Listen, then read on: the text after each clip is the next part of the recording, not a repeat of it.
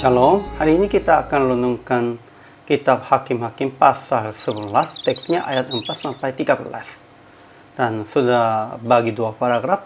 Paragraf yang pertama, ayat 4 sampai 11. Para tua-tua Gilead menjemput Yefta untuk mendirikan sebagai panglima mereka.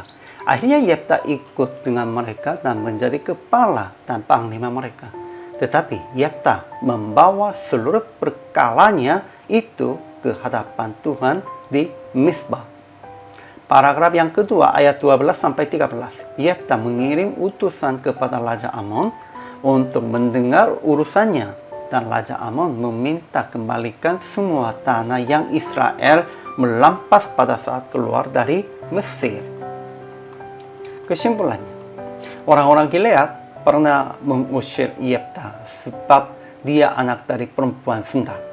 Namun tua-tua Gilead menjemput Yefta untuk mendirikan sebagai panglima mereka. Tindakan ini hampir sama dengan yang mereka lakukan kepada Tuhan. Awalnya Yefta menolak permohonan mereka dengan berkata hal yang mereka mengusir Yefta dari keluarga ayahnya. Tetapi para tua-tua janji kepada Yefta akan menjadi kepala atas seluruh penduduk Gilead. Akhirnya Yefta ikut dengan mereka dan menjadi kepala dan panglima mereka. Tetapi Yefta membawa seluruh perkalanya itu ke hadapan Tuhan di Mizpah. Kemudian Yefta mengirim utusan kepada Raja Amon untuk mendengar urusannya, dan Raja Amon meminta kembalikan semua tanah yang Israel merampas pada saat keluar dari Mesir di sebelah sungai timur. Ajaran tentang Allahnya. Pertama, Tuhan membuat situasi agar para tua-tua menjemput Yefta yang telah mereka mengusir. Sepertinya mereka telah tidak percaya Tuhan dan beribadah kepada Allah yang lain, namun dalam kesulitan mereka lagi menjemput Allah dan berseru kepada Tuhan untuk menyelamatkan mereka. Sepertinya ini. Kedua, Tuhan memilih Yefta sebab telah melihat hatinya setia di hadapan Tuhan. Sepertinya membawa seluruh perkalanya itu ke hadapan Tuhan di Mizpah. Ajaran tentang manusianya. Pertama, para tua-tua Gilead menjemput Yefta untuk mendirikan sebagai panglima mereka. Awalnya Yefta menolak permohonan mereka dengan berkata hal yang mereka mengusir Yefta dari keluarga ayahnya. Tetapi para tua-tua janji kepada Yefta akan menjadi kepala atas seluruh penduduk Gilead. Akhirnya Yefta ikut dengan mereka dan menjadi kepala dan panglima mereka. Kedua, tetapi Yefta membawa seluruh perkaranya itu ke hadapan Tuhan di Mizpah. Memang bukan hanya sekalinya begitu. Yefta sudah pernah dan seterusnya sudah berkata demikian itu dan melakukan demikian itu.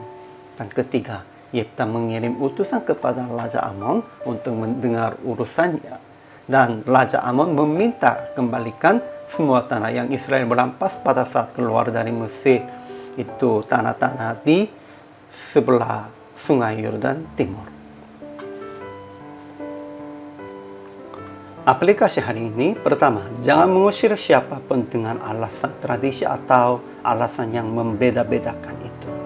Memang Yefta sudah mengalaminya demikian itu, namun itu tidak benar di hadapan Tuhan. Kedua, membawa seluruh perkaranya itu ke hadapan Tuhan sebelum melakukan. Yefta bukan hanya sekali demikian itu. Memang karena Yefta seterusnya berkata kepada Tuhan, seterusnya membawa semua persoalannya di hadapan Tuhan sejak kecil sampai sekarang, pasti Tuhan memilihnya Yefta begitu. Kita juga harus membawa seluruh perkaranya di hadapan Tuhan. Ketiga, sekalipun menghadap orang-orang yang melawan, usaha supaya mendengar alasan atau urusan mereka. Ya, memang langsung bertengkar atau langsung melawan, memang itu bisa, namun tidak baik. sebelum kita bertengkar atau sebelum melawan, harus usahakan untuk dengan cara damainya. Untuk itu, kita harus usaha mendengar. Memang Yefta sudah usahakan tentang itu. PR praktiknya, jangan membeda-bedakan siapapun dari jemaat dan menghargai semua orang supaya kerjasama di hadapan Tuhan. Ya, Yefta yang sudah dibeda-bedakan karena itu anak sundal begitu, namun dia sudah menjadinya kepala jemaat Israel. Siapapun bisa diangkat, didirikan oleh Tuhan, demikian itu. Sehingga jangan membeda-bedakan siapapun dari jemaat dan dari kehidupan Anda juga. Hari ini juga selama melayani, Tuhan Yesus memberkati.